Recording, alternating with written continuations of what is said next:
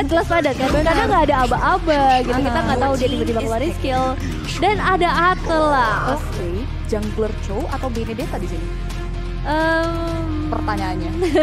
Kayaknya Chow deh. Chow jungler untuk Irat. Kalau ngomongin Atlas memang pegangannya Light juga sebetulnya ya. Kalau ngomongin momentum Light jago banget. Benedetta juga possible sih. Chow-nya taruh di area XP dan berhadapan dengan Grok berarti di area XP. Yes. Wow. Dan ada Lilia juga yang menjadi pilihan terakhir. Wise betul ya. Kita tahu ya, damage letupan Angry, Gloom, Aegis Shockwave dari Lilia ini akan mempersulit hero-hero yang harus jalan kaki seperti Chow dan juga Atlas yang bakalan maju untuk cari momentum. Dan ini dia line up kemenangan dari kedua belah tim dengan hero yang diduga akan menjadi keyword kemenangan bagi RSGPH tentunya. Dan buat teman-teman di rumah, kembali kita ingatkan ya, kita berdua ingatkan untuk semarakan dan beri dukungan karena kita masih belum boleh terbuai akan kesenangan di game yang pertama. Betul. Game kedua, hero andalan RSGPH di tangan mereka. So, tanpa lama-lama lagi kita langsung terbang ke Land of Dawn, masih di MPL Ice 2022 semifinal kita yang pertama. Oke, ini dia, kita akan saksikan bagaimana caranya dari Arashi untuk menyamakan kedudukan mereka atau bahkan dari Geek yang langsung ingin memulangkan Arashi ke kamar mereka karena bermain di area gaming house. Tapi kalau kita ngomongin ke arah hero-heronya ya, ini bakal ada pertukaran Valentina dan juga Lilia kan ya. Jadi Black Shoes bisa banget dimanfaatkan oleh seorang Exort di area mid lane. Dan juga kalau kita ngeliat di area top lane, udah ada pressure yang cukup terasa mengingat Chow-nya yang akan menjadi jungler dari seorang Irat. Oke, pertanyaan kita terjawab ya, Chow jungler untuk RSG. Dan momentum bakal dimainin harusnya dengan nggak bawa Atlas karena Digi juga udah ditutup, nggak ada yang bisa untuk counter sisinya. Tapi di area top lane bakal ada keunggulan harusnya. Tapi lihat bakal harus dipukul mundur, masih bisa immune dan flicker tim satu jantung. Kayaknya belum mau pulang sih. Dia manfaatin ketika dia immune di dinding buat mukul mundur wave mininya. Bahkan hingga dengan Janna Cutie di sana harus menampakkan batang hidungnya agar Nats mundur ke area belakang dan tidak harus overdive in untuk mengambil satu objektif kill. Yes, pressure cukup terasa, tapi di sisi lain kita melihat bagaimana dari seorang Kadera akan langsung tertangkap karena ada 3 pemain di sana. Dan Boloski bersama seorang Amboy belum cukup levelnya untuk bisa menahan semua serangan tersebut. Memang bisa mukul mundur tapi hanya berhenti sampai di situ saja. Dan ini akan menjadi space yang sangat menguntungkan bagi seorang Kosei. Yes, ini ya yang gaya bermain RSGPH yang akhirnya mereka kembali keluarkan 1 point kill mengarah ke area Kadera, harus terpick off 1 kali. Bukan hal yang baik, membuat Kadera harus menetapkan langkahnya, memantau pergerakannya. Paloyski maju ke depan dan 1 point kill berhasil diamankan. Pembalasan yang baik dari Geekfam, di mana Kosei pun harus dibiarkan tidak hidup di area bawah tapi di area top lane. Sudah ada jual beli serangan kecil, bahkan kita lihat juga sudah ada Front of A yang dikeluarkan seorang Netuk mundur ke arah belakang. Masih menit kedua, Turtle mulai hadir. Mereka bakal coba untuk memancing pertarungan intens nampaknya. Dan bahkan Lord Turtle berhasil di-second oleh GPH dan Luke. Janna Cutie berserta dengan Baloyski harus tumbang di tangan anak-anak RSGPH. Invasi terhadap jungle pattern Janna Cutie berlangsung dibawa oleh Irat di menit kita kedua. Ya, this is the power of light ya. Dia benar-benar bisa bersembunyi dan gak ada yang mengetahui posisi dari seorang Light di momen tersebut. Dan bisa dibilang ini adalah salah satu misinformasi dari Geek. Tapi setidaknya mereka kali ini udah mencoba untuk membalaskan satu persatu pembalasan dari segi eliminasinya. Dan buat kalian juga jangan lupa untuk apply kartu kredit HSBC Visa Platinum karena kalian bisa dapetin cashback sampai 750.000. Wow. Yoi, gaski guys, apply sekarang juga buat transaksi dalam dan luar negeri. Dan sini kalau ngomongin komponen hero, ini dia pola permainan yang kita tunggu-tunggu pastinya dari 12 tim, yang dimana Geekfam harus menyesuaikan karena di area top lane Luke lagi-lagi dipaksakan tertrigger dengan area satu wall flicker untuk mundur ke belakang. Exort datang dengan tepat waktu, tapi Luke coba untuk menembak ke dinding. Lihat, sudah ada Petrify yang dikeluarkan guna untuk men-stun pergerakan dari 2 pemain RSGPH di area top lane. Luke still survive, tapi area sisi lain Janna Cutie nyaris tewas di tengah 2 pemain RSGPH dan masih bisa mundur ke area belakang. Jelas, dan kali ini Theo juga melihat dari seorang Baloyski yang mencoba untuk mempertahankan outer top turret gimana pun caranya makanya karena Luke bener-bener terpressure banget. Damage yang diberikan oleh seorang Nas dan juga Exort itu nggak cukup untuk bisa ditahan terus-menerus juga. Dan kalau kita ngomongin ke arah 4 menit pertama ya, ini Arashi udah bener-bener nunjukin gimana agresivitas yang mereka miliki.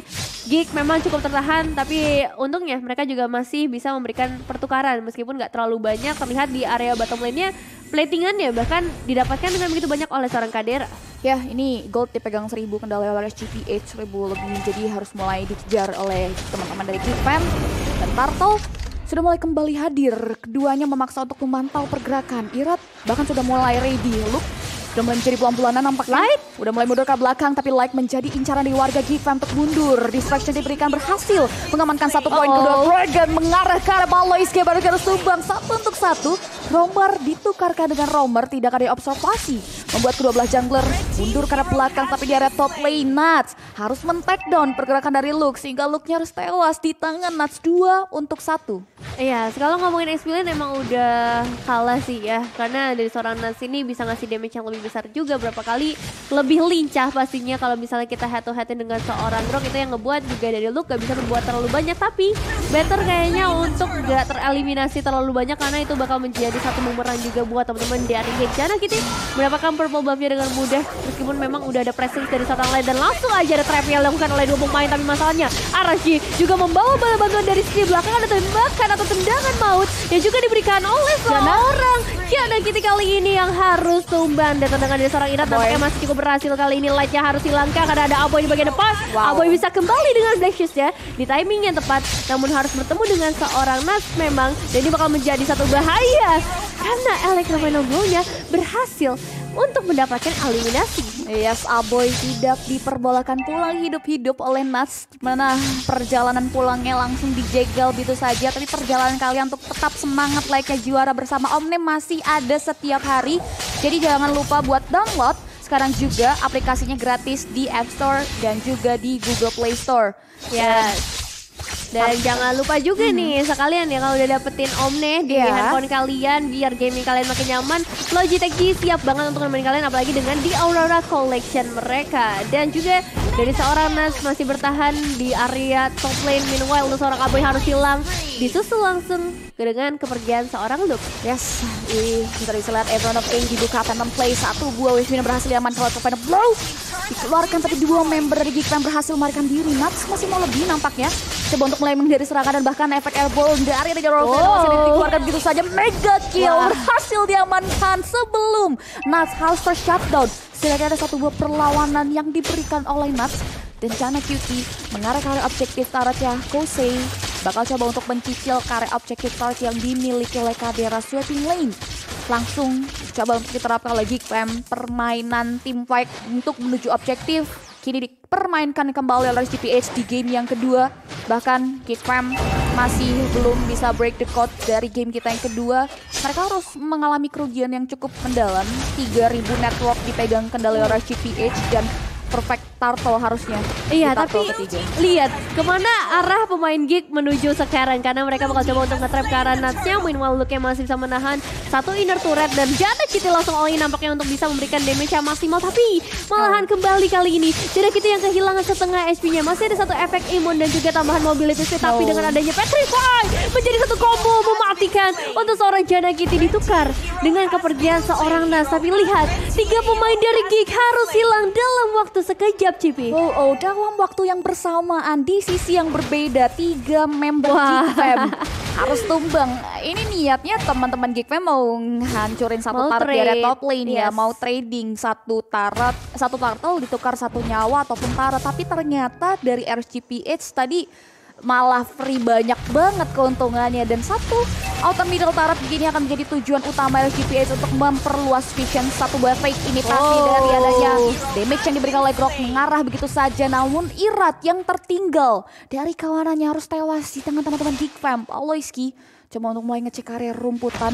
Mereka sejauh ini masih berusaha untuk memberikan serangan. 1 fataling mereka ada Born, bahkan damage yang diberikan efek teror dari Exos menghancurkan nyawa yang dimiliki oleh seorang Paloiski. Jana kita menjadi korban selanjutnya. Electrofire Blow menghentikan nyawa dari seorang Aboy. 3 member untuk 1 di menit kita yang ke-8. Sudah apati yang tidak mengenai sasaran dan setidaknya wave minion dibersihkan. Jadi RSGPH gak bisa dapetin keuntungan lagi melalui turret. Oke, sejauh ini dari RSG benar-benar mendominasi nampaknya dengan eliminasi dan team fight ya. Yang kita tunggu-tunggu ditunjukkan oleh RSG kali ini ternyata sangat amat berhasil untuk mereka eksekusi. Dan masih fokus ke arah mid lane terlebih dahulu karena belum ada objektif berupa lord yang bisa mereka tuju. Kali ini hanya fokus ke arah Baloysky mungkin karena beberapa kali, 5 kali bahkan ya. Baloysky-nya tuh harus ditumbangkan dan itu menjadi satu space yang besar juga ketika gak ada Rofu yang bisa dikeluarkan oleh seorang Baloysky. Dan harapannya mungkin bakal ada di tangan dari seorang Kadera. Damage output yang besar berada hanya di tangan seorang Kadera dan juga setup dari seorang Luke nih yang diharapkan karena dari tadi juga Luke masih fokus di area laning, makanya nggak bisa banyak momentum yang mereka buat. Dan lightnya ketahuan nampaknya apakah bakal coba untuk ditangkap terlebih dahulu, tapi nggak bisa. Masih ada perfect match yang bisa dia buka. Namun kali ini Fatalingnya yang malahan yang menjadi satu bumerang buat teman-teman dari Gigarda. 3 pemain hilang, masih ada satu pemain di bagian belakang juga dari mencoba untuk mendapatkan eliminasi. Still survive.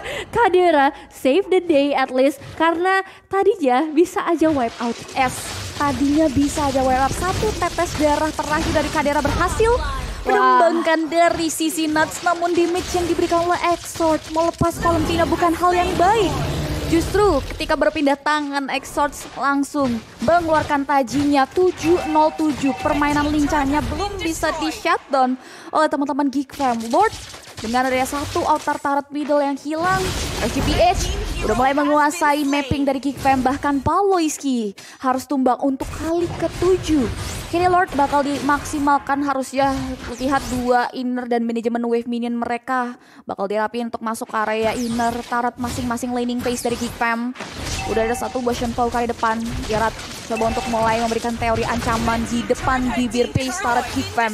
From Indonesia sudah ada 1 buah Guardian Bear yang di pop up untuk memblokade pergerakan dari teman-teman RSGPH. Tapi Lord ini bakal masuk harusnya ya di tangan base teman-teman RSG. Karena ini sebentar lagi ternyata Lordnya berhasil dibersihkan dan wave minion gerombolannya bakal coba untuk masuk ke area objective base. Oke, jadi tetap memang menjadi keuntungan bagi teman-teman RSG. Masih ada 1 petrifier yang dikeluarkan, tapi ternyata belum ada 1 inisiasi lanjutan. Malahan kali ini Luke menerima damage yang begitu besar. Exort dalam ancaman, still survive lagi-lagi. Exort melarikan dirinya di waktu yang sangat amat tepat. Dan kali ini kita bakal melihat juga bagaimana dari Light dan Irat akan mundur terlebih dahulu. Trigger disiplin karena mereka nggak mau ngambil resiko yang terlalu banyak. Dan kita bakal melihat nih ke arah itemization-nya Kosei. Mungkin yang akan diam-diam berbahaya dengan blessing duetnya karena udah ada item penetrasi di sana, DHS, ada golden staff yang item wajib pastinya. Terus juga dia cukup respect dengan adanya Athena Shield di sana. Karena serangan Baloy, serangan Aboy ini yang harus dimaksimalkan ketika Kosei hadir di tengah-tengah dengan adanya Blazing Duet. Dan sedari tadi kita lihat kalkulasi pembukaan dari Blazing Duetnya benar-benar bagus, perfect timing. Jadi Geek Fam harus mulai kembali memutar otak untuk bisa memberikan counter setup terhadap RSGPH yang sudah menguasai mapping dari Geek Fam. Bahkan mereka harus benar-benar cari celah banget untuk keluar dari zona nyamannya. Masih ada di area teritorial dimiliki oleh Geek Fam. Bahkan teman-teman RSGPH yang sudah melakukan expand dari jalurnya Geek Fam, mereka udah langsung ngamanin ke area purple. Dari orange buffnya juga sama sekali nggak ada kesempatan di sini buat Janna Cutie manfaatin dari hutannya sendiri. Dan konsil nampaknya masih bisa ditahan, belum mau dibuka. Like juga sama-sama masih cari momentum, walaupun Irat hanya coba untuk kasih presence mundur. Teori ancaman lagi-lagi dengan Baloysky. Rofi dan belakang, efek masuk. Tapi lihat damage yang diberikan terlalu sakit membuat Baloysky harus tumbang. Konsil untuk mundur ke belakang. Dari sisi damage yang diberikan di kelompok ada 1 Blazing Duet. Luke coba untuk mundur tapi Aboy masih bisa menerima ada 1 Black Shoes. Janna Cutie dikejar oleh kawan-kawan RSGPH, namun dia masih bisa immune dari damage yang diberikan teman-teman RSGPH sehingga hanya 1 nyawa saja yang harus hilang. Cukup menahan nafas sebenarnya dari Geek kali ini. Mereka benar-benar ada di ujung jurang karena berapa kali dari RSG bisa selalu mendominasi team fight, bahkan menjebak Baloysky di arah semak-semak. Dan ini dia momen-momen yang ditunggu-tunggu juga ketika perebutan Lord terjadi. Jarak itu dalam ancaman karena HP-nya sangat amat terbatas, bahkan dari seorang Luke akan segera tertangkap kah? Karena dari seorang Exort juga dengan damage magic yang gak bisa ditahan lagi. Jangan kita dalam ancaman dan hilang sudah double kill di tangan dari seorang Exort. Masih ada misi penyelamatan memang dari seorang Baloski, tapi Aboy menjadi akhir untuk hidupnya di menit yang ke-14 kali ini. Apakah masih ada harapan karena Lordnya sudah mulai muncul di area top lane. Bahkan Araji nggak mau ngasih kendor pastinya clearing wave. Akan segera mereka lakukan secepatnya, Cipi. 4 untuk nothing. Bahkan gini, Baloski tersisa seorang diri, 6 detik menuju beberapa member Geek Fam lainnya hadir, tapi gerombolan wave Venus sudah mulai masuk. Bahkan Baloski coba untuk mulai bertahan, tapi damage diberikan terlalu sakit dari seorang Kose Unstoppable. Berhasil di-secure, base-nya terbuka lebar untuk RSGPH dan Geek Fam ID harus dikalahkan. RSG Philippines menolak untuk kalah 2-0 di hari ini. Mereka coba untuk menyamakan kedudukan dan ini memang permainan mereka ya. Ini yang ditunggu-tunggu juga sebenarnya untuk RSG.